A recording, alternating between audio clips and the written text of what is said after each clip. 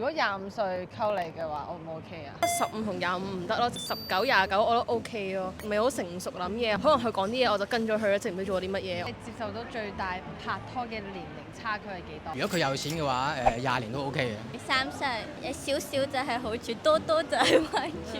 最多10歲咯，差6年內， 5歲，自己中意啲成熟啲嘅人嘅，同埋佢會識照顧我多啲咯。有自己嘅生活習慣就唔會黐住咯。比較經驗多啲，可能到時有啲問題我問佢，佢自己可以開解翻我咁樣咯。但係壞處可能就係覺得自己大過我，乜都叻過我嘅，可能就會控制我話你唔可以去做呢樣，唔可以做嗰樣。可能囉嗦啲，好似同緊阿爸拍拖咁。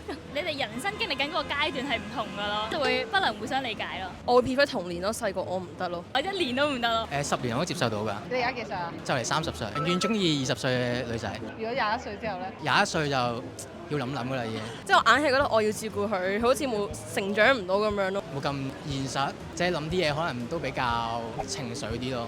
而家我唔會話想拍拖住咯，中學時間應該同啲 friend 有多啲友情。